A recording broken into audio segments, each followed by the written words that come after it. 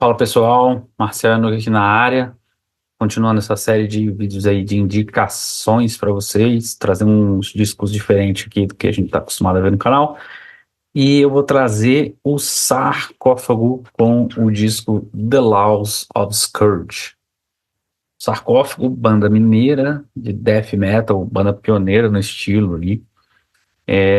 Já tinha lançado uma coletânea, né? Warfare Noise, que foi uma das primeiras lançamentos da gravadora Cogumelo.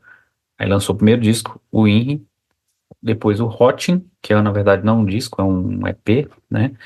E depois o Laws of Scourge, que é o meu disco favorito da banda, né? É um disco que foi o primeiro disco que eu comprei em vinil, né? E foi aqui que eu vi uma malvadeza mais diferente aqui, assim, foi uma das primeiros contatos que eu tive, né?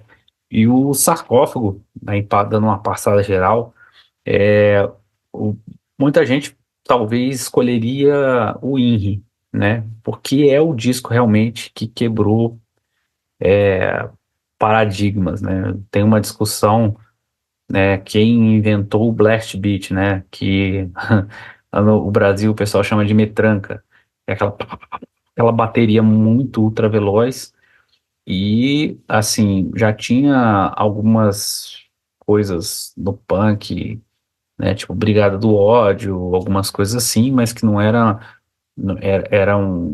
tão, como é que fala? Tão justo, né? Era veloz, mas não era tão conexo, assim. Era uma batida um pouco mais barulhenta, assim. Não que o sarcófago seja barulhento, mas, enfim, no metal tem essa discussão, né? Porque, na verdade, as primeiras bandas que apareceram com isso foram o Sarcófago e o Morbid Angel, né, o Pete Sandoval do Morbid Angel e o Sarcófago com o baterista do INRI, que é o Dede Crazy, que, cara, a galera com bateria tosquíssima, né, e conseguiram radicalizar, né, fazer uma coisa bem diferente para a época. Então, o INRI é muito cru, muito, só que eu aí falando sobre a indicação, né, eu fui ter contato com o INRI mais para frente. Então, é, gosto muito dele, né? Apesar dele ser um disco mais a produção dele, né? Até que é bem assim, até que pensando nos recursos da época, né? E de como quase ninguém conhecia produção desse tipo de som, né? Nem de metal, nem de heavy metal. Imagina de thrash metal veloz à velocidade da luz, né?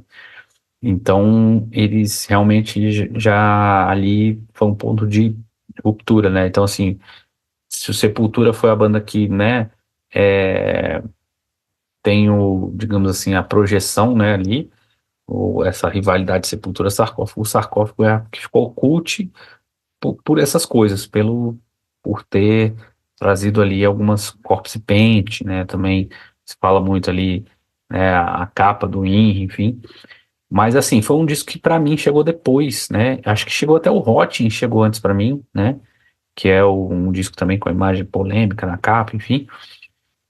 Mas o Laws of Scourge foi o primeiro que eu comprei, assim, foi quando eu comecei a comprar disco underground, assim, sabe? Porque, óbvio, eu comprava os discos de rock, metal, Kiss, Iron Maiden, né, Guns N' Roses, sei lá. Até algumas coisas um pouco mais pesadas, até achava em- na- nas... Aqui em Brasília era a Discoteca 2001, né? Que tinha em quadra em vários lugares, em vários pontos da cidade.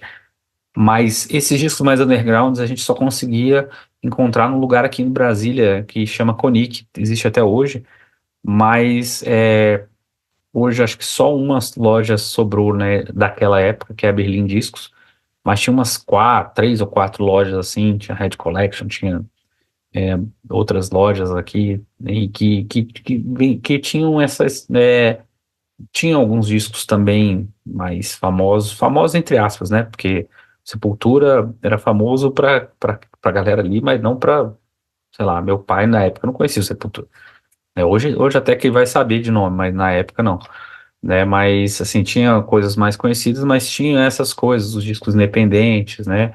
das gravadoras independentes, porque era uma época muito diferente. A gente sempre fala isso, parece até chato, né? Mas era uma época diferente, que você não. Era um trabalho de formiguinha, assim, e era muito valorizado. Um disco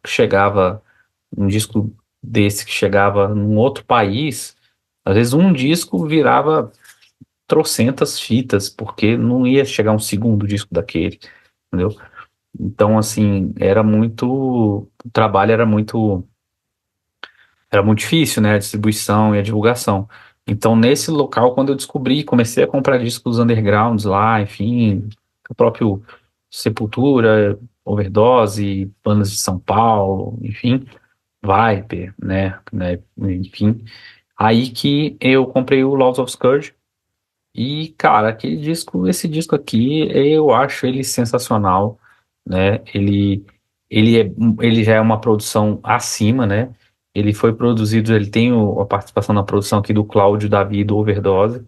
Então ele é um disco que ele tem, assim, ele é um disco de death com algumas nuances de black metal, mas assim, sem nem saber exatamente ali do estilo black metal, uma coisa natural, assim, né?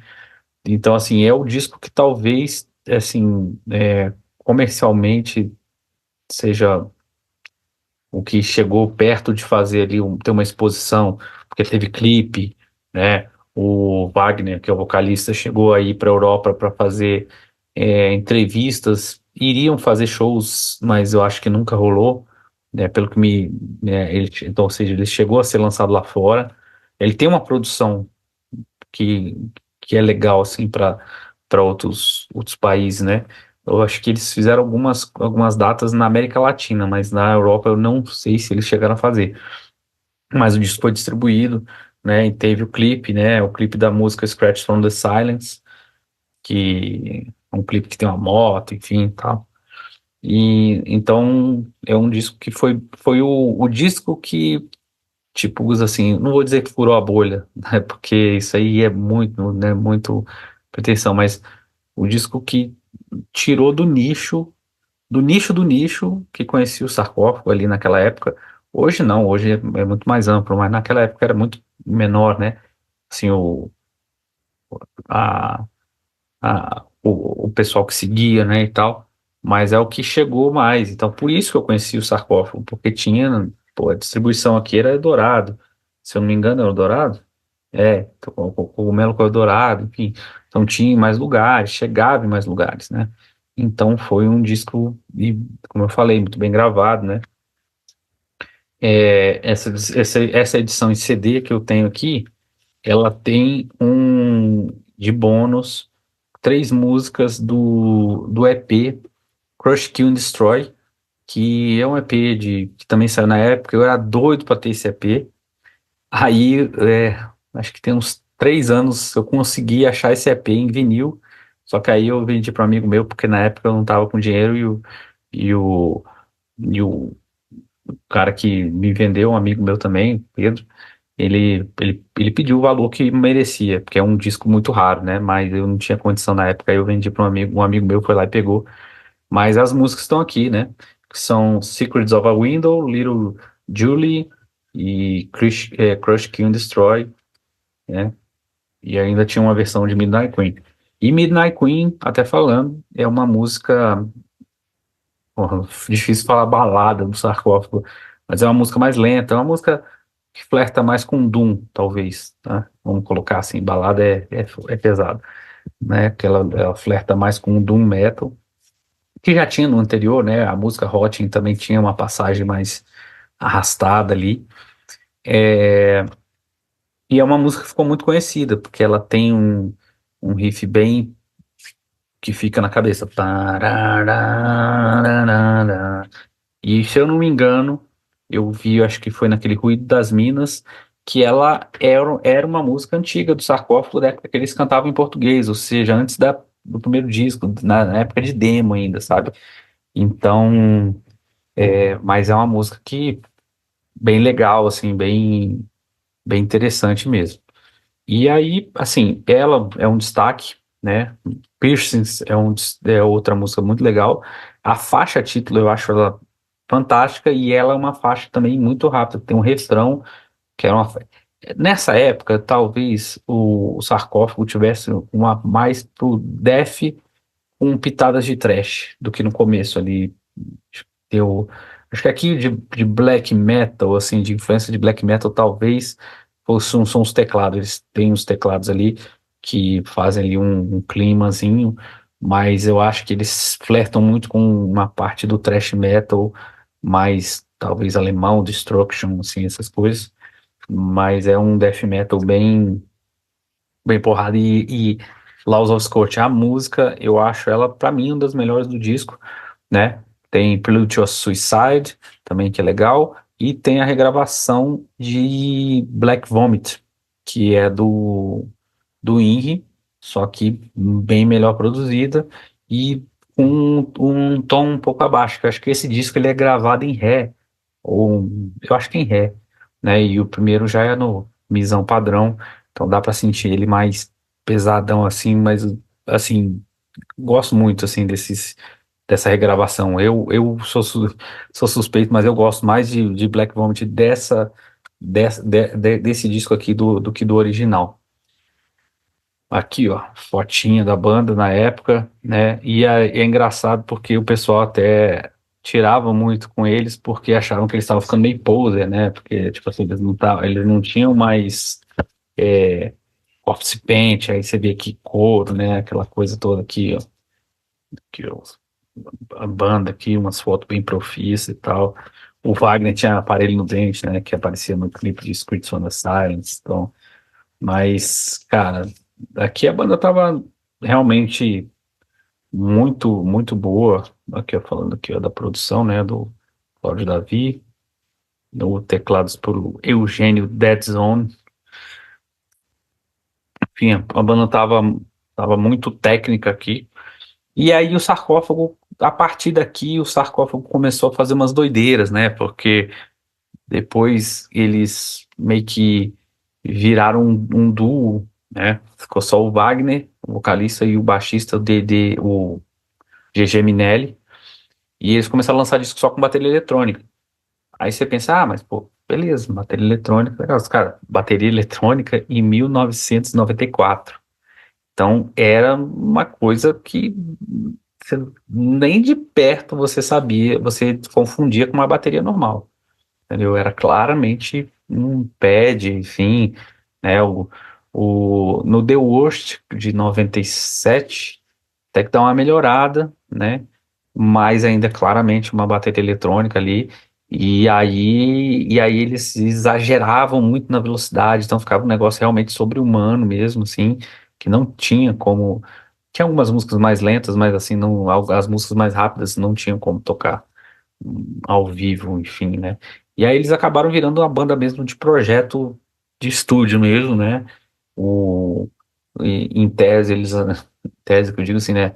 Eles não lançam nada mais novo desde 2000, né? Quando eles lançaram o EP Crushed. E fizeram, beleza, algumas coletâneas aqui e tal, tudo mais. Resgataram gravações e tal, mas a banda mesmo nunca produziu mais nada, porque eu acredito que até não seja a vontade mesmo, principalmente do Wagner, né? Que é o vocalista, ele virou economista, enfim, né? Virou. Não participa mais, né? Não sei mais da vida do cara, mas realmente ele não. O GG ele chegou a fazer um tributo ao sarcófago, né? Ele pegou algumas pessoas, o Mano Joker, que eu já trouxe aqui até no canal, né, para falar do Suicide comigo. Que ele gravou, ele era o baterista do Hotchen, né? Ele então trouxe o Mano Joker, trouxe o guitarrista dessa fase, que é o Fábio Jasco, né? Um guitarrista muito bom também. Então, eles fizeram alguns shows de tributo, assim, e tal, né? Não usaram o nome sarcófago, né? Mas para fazer homenagem mesmo, assim. Então, mas assim, dá para ver que não. Eles não. Depois desse disco aqui, eles não quiseram mais ser uma banda de tocar ao vivo, de fazer, era só produzir mesmo, né? Então, assim, para muita gente, esse daqui foi o último suspiro, porque tem muitas pessoas que não gostam muito do que vem pra frente. Eu gosto com ressalvas, eu gosto dos outros discos, né? Tem algumas ressalvas, até líricas, digamos assim. Mas